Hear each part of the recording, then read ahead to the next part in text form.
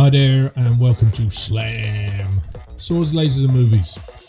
Why Swords, Lasers, and Movies? I'm Adrian Paul. I run the Sword Experience. I've been an actor for 30-something years. God, it's going by so fast. I'm known basically for a very well-known show back in the 90s and early 2000s, which is Highlander. Highlander is a franchise that has run globally across the world and has been threatening to do a remake ever since.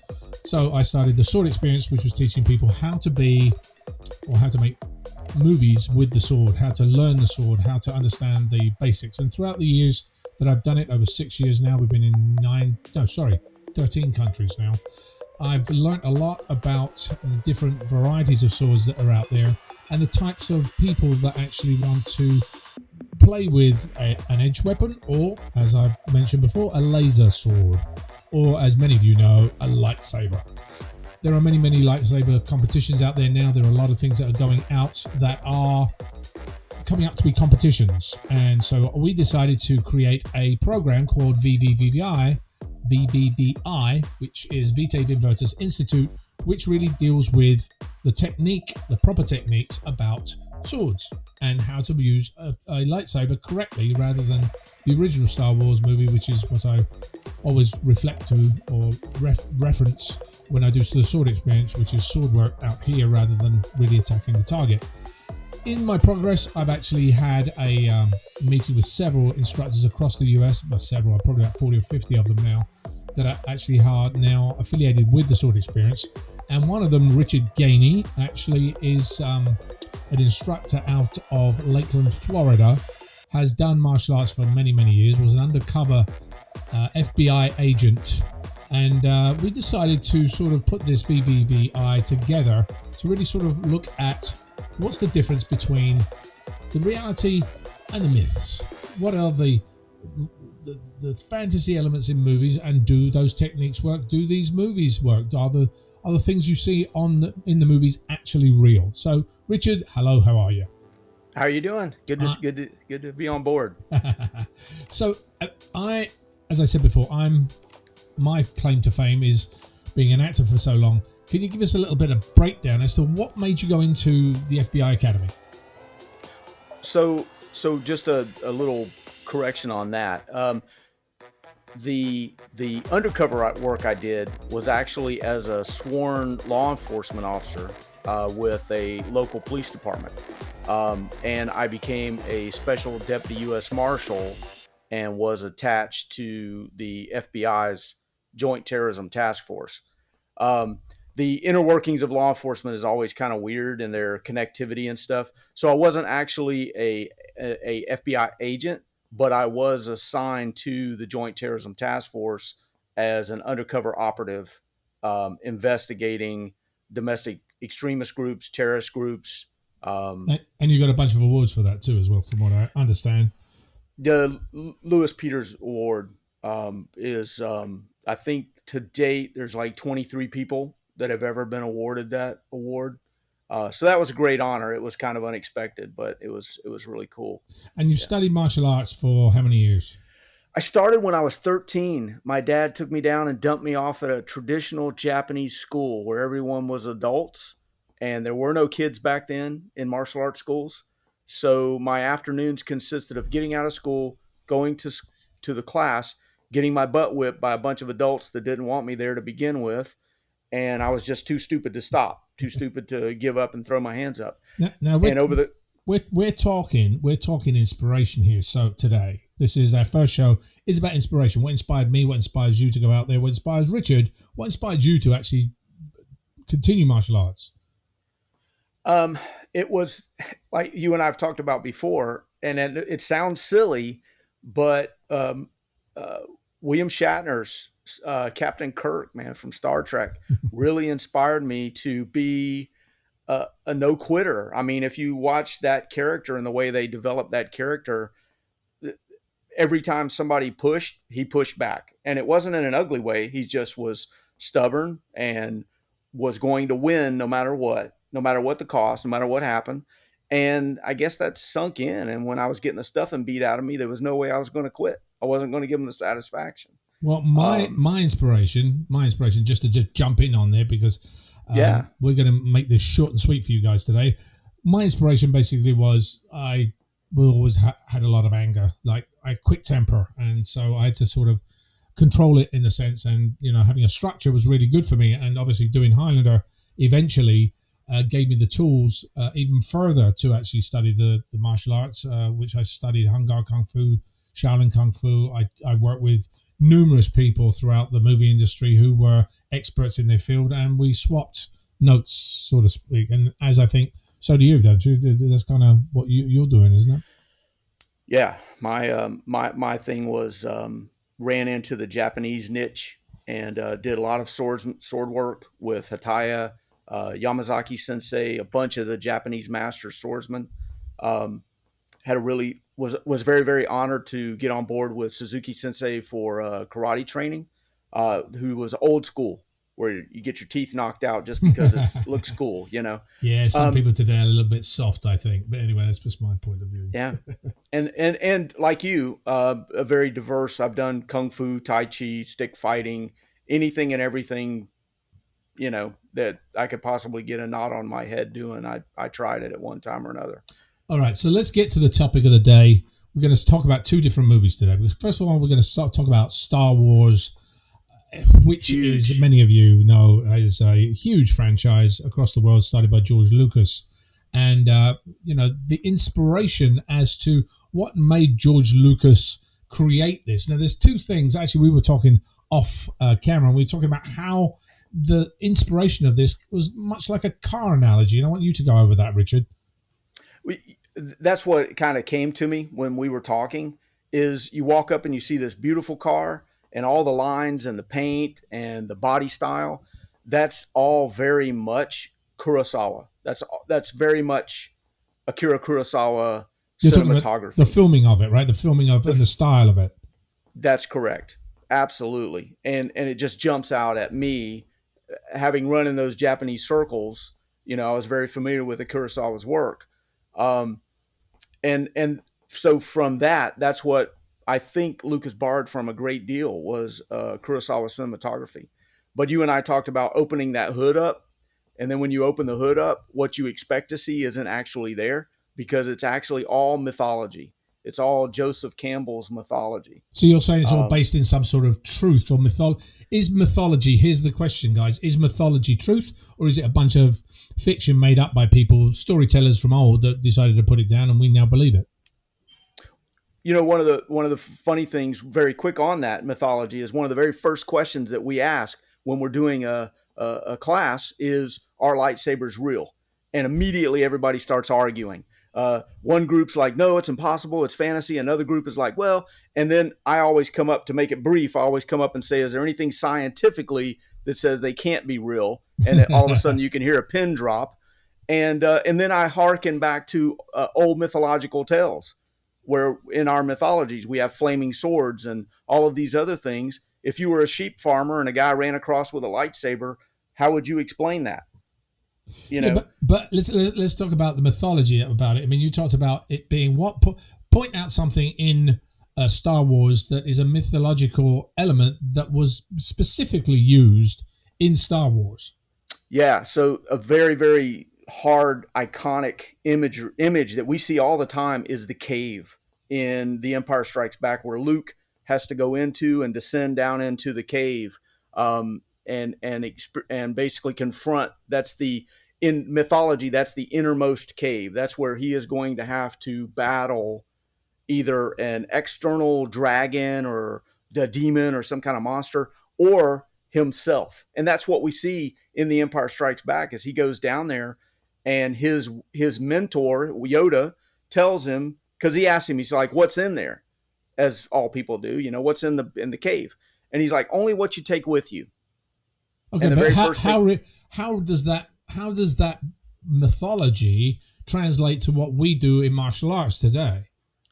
it's when we're confronted with a task, when we're confronted with a skill set that we're trying to master, something that is we feel like is beyond our ability, or like you were talking about, anger. You get angry and you get that. confronting that demon and overcoming that dragon of rage or anger or self control or self discipline. This is the innermost cave that's not a tangible place that you go. It's inside of you. And this is one of those things that Joseph Campbell talked about that we see pop up in mythology all the time. And we see it in the movie industry across the board, whether it's Star Wars, Conan, The Lord of the Rings, or even ancient Greece. When we go back and we start looking there, we see the significance of this descending into this darkness. Okay, so I want to bring it back a little bit, because we were talking about flaming swords and whether sabers are real.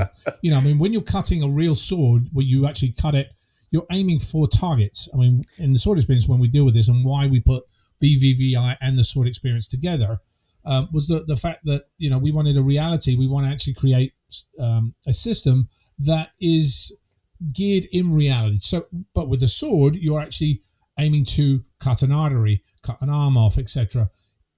A lightsaber operates slightly differently. If you're going to cut somebody across the arm, it's going to singe them. So are the targets different? Does the lightsaber really work? Yeah, I would say absolutely. There's different camps. Again, they'll argue all day long about what a energy weapon would be. But yeah, I mean, basically it would cauterize as you cut. Yeah, it's funny. You're talking about if there were. I think at some point we are going to develop weapons that are that. I'm pretty sure the Star Wars program originally, or the Star Wars series, was created by the Star Wars program, based in the 70s, 60s, and 70s. So there is an element of reality. And today we're watching all that stuff go up in the sky. We're watching today. Recently was just announced the first car that actually rises off and flies. It's a car. So, you know, that's actually a reality. But so is it far-fetched to say that a lightsaber won't exist later on? But, you know, when you're looking at a lightsaber, it's actually like a tube with a light in it and a lot of sound that goes. Yeah, it's got a cool factor to it. Yeah, that's the cool factor part of it. And that's the fantasy portion of it. But the techniques of a lightsaber, you're talking about going back to the Kurosawa point of view.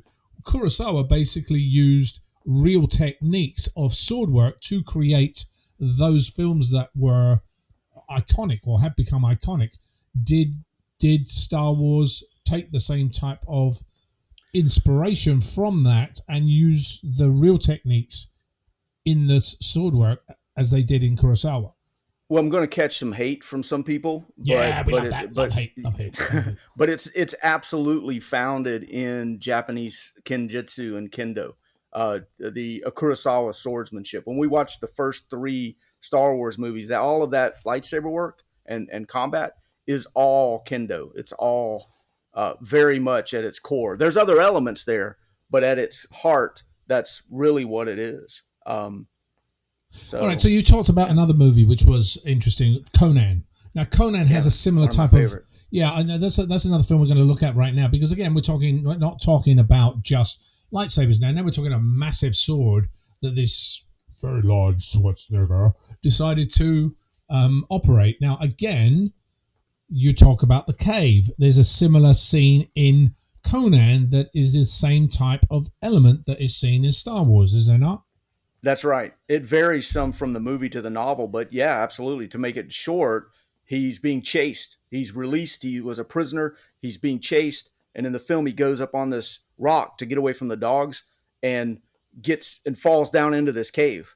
And in the cave is rumored to be this Atlantean king, and he still has a sword. And in the novel, the skeletons, the guard of the king come alive and attack Conan, and he has to defeat that demon. He has to defeat those undead to get this prize, this magical sword, or the sword from the Atlantean king. You know, I think sometimes what happens is movies kind of keep getting the same theme, because I just watched, my kids were watching the other night, the movie, is it Atlantis with Jason Momoa? What is it? Fishman? I don't know what it is. Anyway. Aquaman. Thank you. That's it. Aquaman. Yeah. And the same thing. There was a massive king with a massive sword in a cave. Same type of thing. They have to go in a cave. So what's the symbol of the cave? The same type of idea? Exactly. Yeah. It's in the hero's journey, you're going to have elements, these mythological or these metaphysical elements that are there to help you and to harm you, to hurt you. But the innermost cave is the challenge where the individual has to go in and overcome something. And that in the Conan movie, they chopped that part of it to where he didn't have any obstacle to overcome. He just went up and got the sword. But in a lot of the movies, that's what we see, because who lives in caves? Dragons. Dragons. Now you're talking Game of scary Thrones. Stuff. Yeah. I mean, dragons live in caves. But there's always been this metaphysical part of growth and evolution that requires you to go into the dark places that you don't want to go into, and that's part of our curriculum. Part of our curriculum is giving you the tools to overcome the dragons in life that you go in, getting the inspiration to take that first step toward finding the cave first.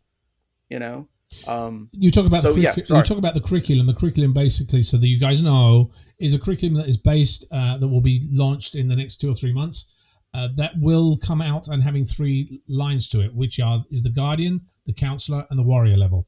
Each level takes you through a different path, and that's what Richard is talking about right now, is that path that you evolve in. One is more of an intellectual path, one is more of an open hands, martial path with open hand forms, and the other is obviously with laser swords that would be used. So, but each one operates kind of with some elements of the other one involved in it. That's right. Let's go back a little bit. I'm going to jump back a little bit to the blade that actual Schwarzenegger used in that. Again, we're talking about reality versus fiction, myth versus fact. Would you be able to use that type of sword? I mean, he's a big guy. He can use that type of blade. He could.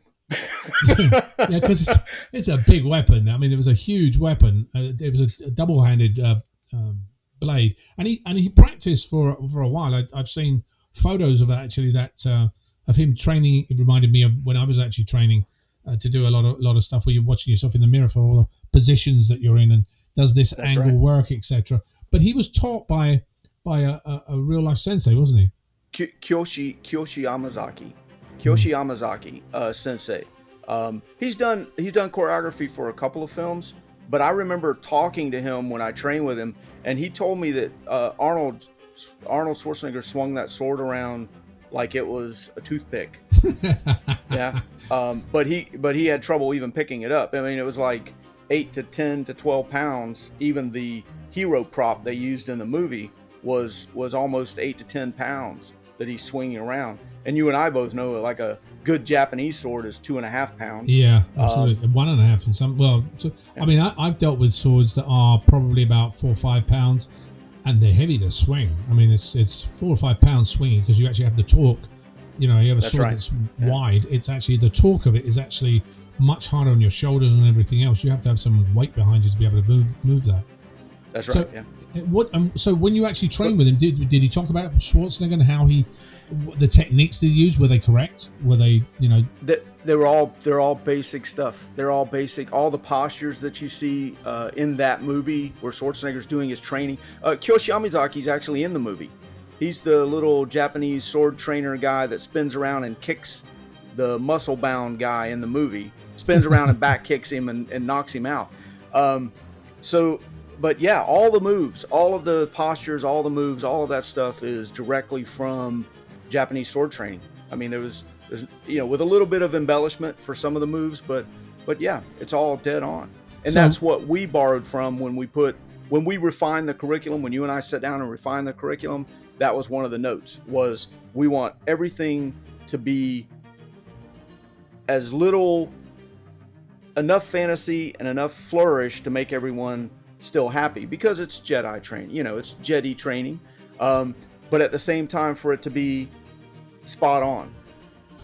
All right, you mentioned Jedi. We don't have enough time today to talk about them, but it does come from maybe a next myth time, that, yes, exactly, that comes from a very ancient order, and we're going to be highlighting that next time on VVVI, on Slam. Sorry, on Slam. I keep thinking of VVVI.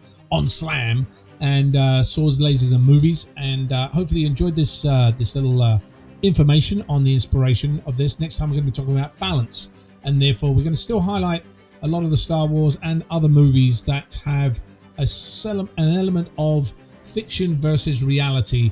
Did this move work? We'll be highlighting different sword techniques and different scenes that you can have a look at, and we'll analyze them and see whether or not they are real or whether the movies embellished them a little bit. Personally, I don't like ones that actually spin a lot sometimes, or put the back-to-back type of thing in a move, because in reality, if somebody turns your back on you in a fight, you just stick them. So until then, hopefully you have a sticking time for the rest of the week. I'm Adrian Paul. This is Richard Gainey. Have a great time. Please share and like this episode. And one question for you that we want to answer next week in next week's episode. What inspired you to either take martial arts or move on the path that you went on? Did the movies do that to you, or was there something else? Until next time, this is Adrian and Richard, wishing you a great week. See you guys.